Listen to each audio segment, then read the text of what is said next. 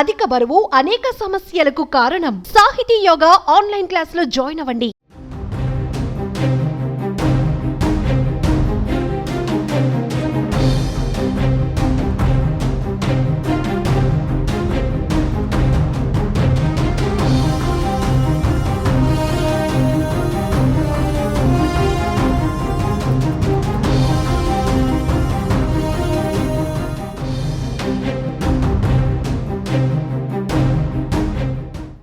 YCP నేత మాజీ MP Gorantla Madhav arrest వ్యవహారం పెద్ద దుమారం రేపుతున్న వేళ మరో కీలక పరిణామం చోటు చేసుకుంది.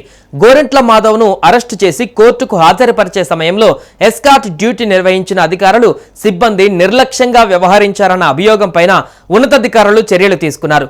బందోబస్తు విధుల్లో ఉన్న 11 మందిని సస్పెండ్ చేశారు.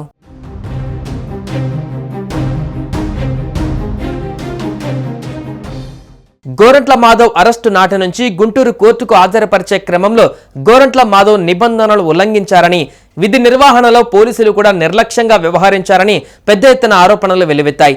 ఈ నేపథ్యంలోనే విషయంపైన సీరియస్ అయిన పోలీసు ఉన్నతాధికారులు విచారణకు ఆదేశించారు. ఈ మేరకు విచారణ అధికారిగా గుంటూరు సౌత్ జోన్ డీఎస్పీ భానోదయను నియమించారు. గుంటూరు జీజీహెచ్లో వైద్య పరీక్షలకు తీసుకువెళ్లిన సమయంలో మాధవ్ ఫోన్లో మాట్లాడిన బందోబస్తు సిబ్బంది అభ్యంతరం చెప్పలేదు. మీడియా ముందు ప్రవేశపెట్టేందుకు ముసుగు వేసుకోవడానికి నిరాకరించడమే కాక తనకే ముసుగు వేస్తారా అంటూ పోలీసులపై మాధవ్ ఆగ్రహం వ్యక్తం చేశారు. కోర్టు వద్ద వాహనం నుంచి దిగి మాధవ్ నేరుగా న్యాయస్థానంలోకి వెళ్లిపోయారు. మాజీ ఎంపీతో పాటు మాజీ పోలీస్ అధికారి కావడం, ఆయన కూడా పోలీసులపై దురుసుగా ప్రవర్తించడంతో సిబ్బంది ఆయనను నిలువరించలేకపోయారని ఆరోపణలు వచ్చాయి. ఇక మాజీ ఎంపీ గోరంట్ల మాధవ్ ను నల్లపాడు స్టేషన్ నుంచి జీజీహెచ్కు వైద్య పరీక్షలకు తీసుకువెళ్లి అక్కడి నుంచి ఎస్పీ కార్యాలయానికి, తర్వాత కోర్టుకు తరలించే వరకు బందోబస్తు విధులలో ఉన్న సీఐ, ఎస్ఐ, ఇతర సిబ్బందిని డీఎస్పీ భానోదయ విచారించారు. ఈ నివేదిక ఆధారంగా 11 మంది పోలీస్ సిబ్బంది పైన గుంటూరు రేంజ్ ఐజీ వేటు వేశారు. గోరంట్ల మాధవ్ అరెస్టులో నిర్లక్ష్యంగా ఉన్న 11 మంది పోలీసు అధికారులను సస్పెండ్ చేస్తూ ఉత్తర్వులిచ్చారు. సస్పెన్షన్ కు గురైన వారిలో ఒక సీఐ, 2 ఎస్ఐలు, 2 ఏఎస్ఐలు ఉన్నారు.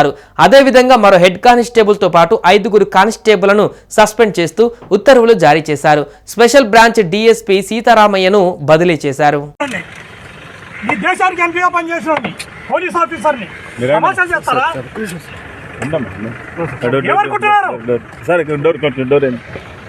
సుమన్ టీవీలో మీ పర్సనల్ అండ్ బిజినెస్ ప్రమోషన్స్ కోసం కింది నెంబర్కి కాంటాక్ట్ చేయండి.